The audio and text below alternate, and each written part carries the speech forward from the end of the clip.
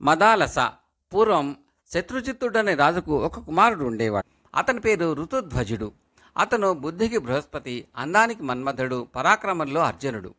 అతని స్నేహం కోరి ఎక్కడెక్కడి నుంచో బ్రాహ్మణ, క్షత్రియ, వైశ్య కుమారులు వస్తూ ఉండేవారు. అదేవిధంగా నాగలోకంలో నుంచి నాగరాజు కొడుకులు ఇద్దరు అతని స్నేహం కోరి బ్రాహ్మణ యువకుల వేషాలు ధరించి ఋతుధ్వజుడి వద్దకు వచ్చారు. వీళ్ళు చూడటానికి చాలా అందంగా ఉండేవాళ్ళు. అంతేకాక ఋతుధ్వజుడిని మిగిలిన వాళ్లకన్నా ఎక్కువగా అంటిపెట్టుకుని ఉండేవారు. ఋతుధ్వజుడు కూడా వారిని విడిచి ఒక్క క్షణం ఉండేవాడు కాడు.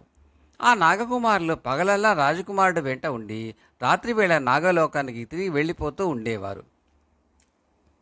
ఒకరోజు నాగరాజు తన కుమారులతో, మీరు పగలల్లా ఎక్కడికి వెళ్తున్నారు?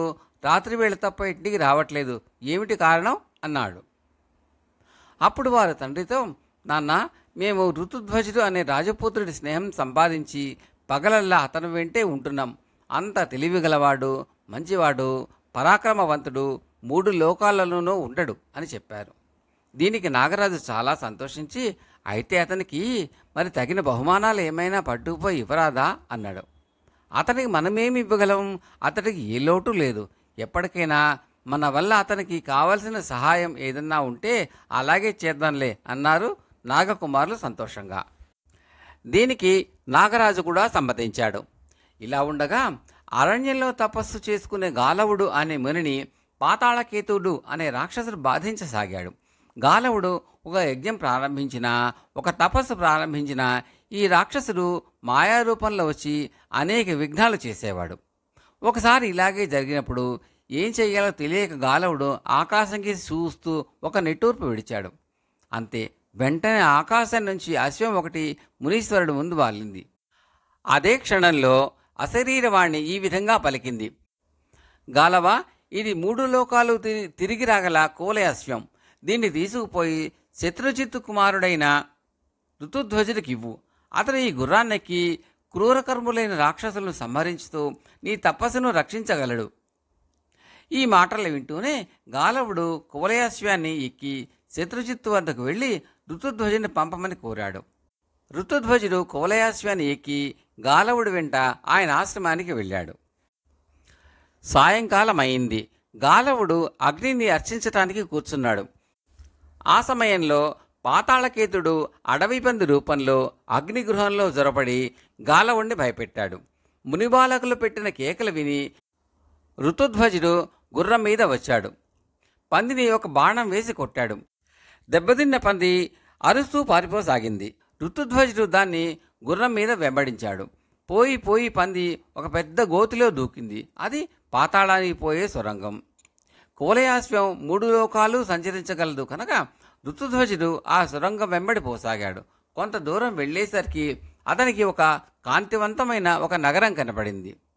అతను ఆ నగరంలోకి ప్రవేశించి వెళుతూ ఉండగా ఒక ఇంటి దగ్గర ఒక స్త్రీ కనబడింది. ఆ నగరంలో ఆ స్త్రీ తప్ప ఇంకెవ్వరూ ఉన్నట్టు లేదు. అడవి పంది జాడ అసలే లేదు. రాజకుమారుడు ఆ స్త్రీని సమీపించి, ఏమమ్మా, ఎవరు నీవు? ఇది ఏ నగరం? నీ పేరేమిటి అని అడిగాడు.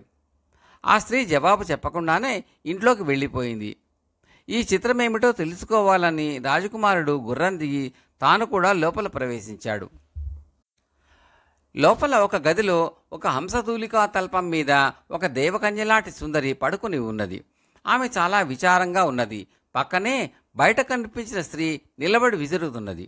ఋతుధ్వజుని చూడగానే ఆ స్త్రీ, రాజకుమారా, ఈ కన్య విశ్వావసుడు అనే గంధర్వరాజు కూతురు. ఈమె పేరు మదాలస. ఆమెను పాతాళకేతుడు అనే రాక్షసుడు తన మాయచేత తెచ్చి ఇక్కడ దాచాడు. వచ్చే త్రయోదశి నాడు ఈమెను పెళ్లాడతారట. ముహూర్తం కూడా పెట్టి మరీ వెళ్ళాడు. నా సఖి ఆత్మహత్య చేసుకోబోతే నేనే ఆపాను. నేను ఈమె సఖురాలిని. నా పేరు కుండల. మా మదాలసను కాపాడడానికే దేవుడు నిన్ను ఇక్కడ పంపి ఉంటాడు అన్నది. ఋతుధ్వజుడు తన వృత్తాంతమంతా కుండలకు చెప్పిన మీదట ఆమె మదాలస మనసు తెలుసుకుని, ఈమెను రక్షించే భారం నీదే అంటూ మదాలస చేయి రాజకుమారుడి చేతిలో పెట్టి వారికి పాణిగ్రహణం చేసింది. తరువాత ఋతుధ్వజుడు మదాలసను తన గుర్రం మీద ఎక్కించుకుని తాను వచ్చిన దారిని భూలోకానికి ప్రయాణమైనాడు. దారిలో పాతాళకేతు తన బలాలతో అతనికి అడ్డు తగిలి, ఎక్కడికి రా పోతావు, ఆగు అని అరిచాడు. వెంటనే ఋతుధ్వజుడు బాణం తీసి స్పష్టాస్త్రం వేసేసరికి రాక్షసులంతా బూడిద కుప్పలై పడిపోయారు.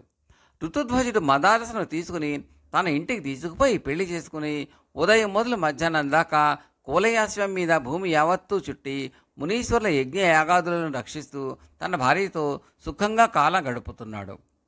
కువలయాశ్వానికి తిరుగుతూ ఉండటం వల్ల అతన్ని అందరూ కువలయాశ్వుడు అని పిలవసాగారు.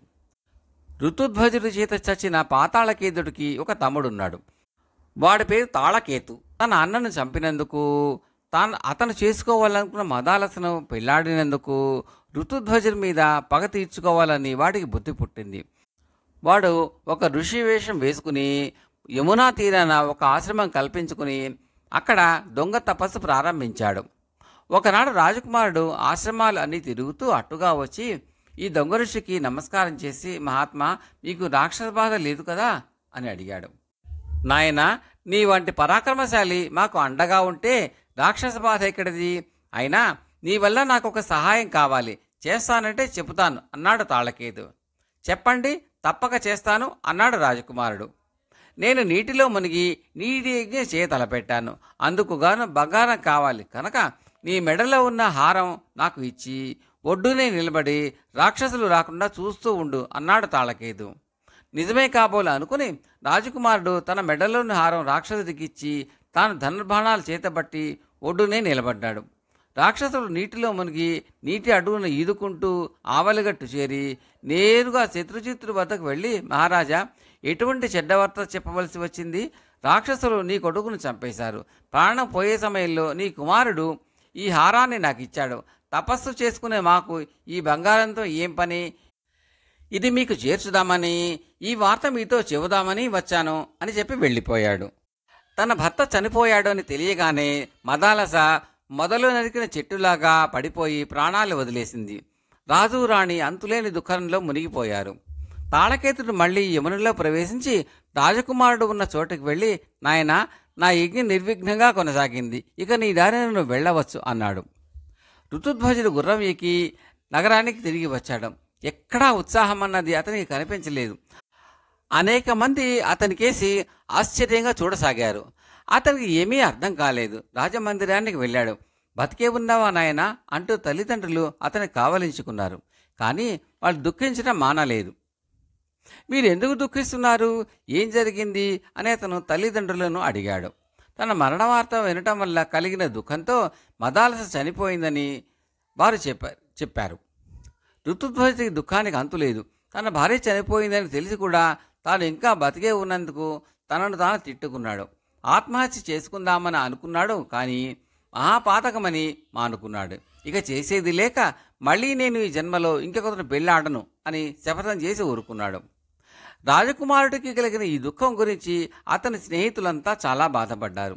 నాగరాజు కుమారులు తమ తండ్రి వద్దకు వెళ్ళి, నాన్న, మనం ఏదైనా సహాయం చేయగలగడానికి ఇది మంచి అవకాశం. ఏ విధంగా నన్న మదాలస తిరిగి బతికితే అతనికి కలిగే ఆనందం అంతా ఇంతా కాదు అంటూ జరిగిన సంగతంతా చెప్పారు. నాగరాజు కొంచెం ఆలోచించి, నా శక్తి కొద్దీ ప్రయత్నిస్తాను అన్నాడు. ఆయన ఒకప్పుడు సరస్వతీదేవిని ఆరాధించి ఆమె వల్ల అద్భుతంగా పాడే శక్తిని సంపాదించినవాడు. ఆయన ఇప్పుడు కైలాసానికి బయలుదేరి వెళ్ళి శివుడి సమక్షాన అనేక పాటలు పాడాడు.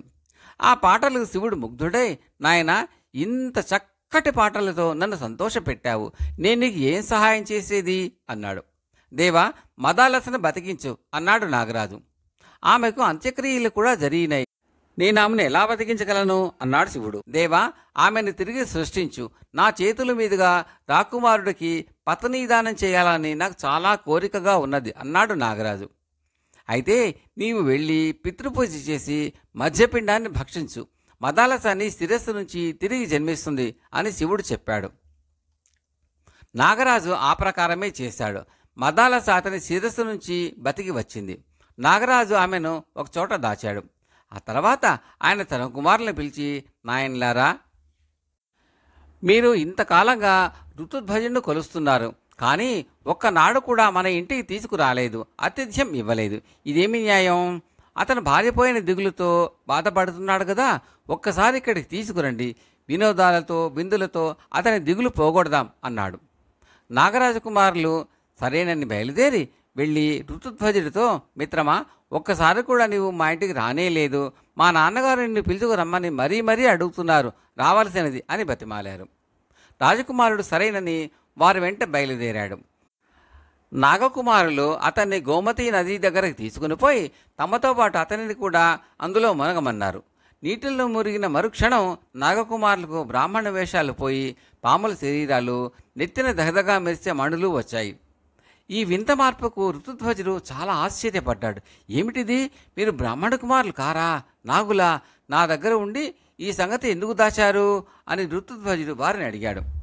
మిత్రమా, మేము నాగులమని తెలిస్తే దగ్గర చేరనీయరని భయపడి మీ స్నేహం కోసమై ఇలా మోసం చేశాం, మమ్మల్ని క్షమించు అన్నారు నాగకుమారులు.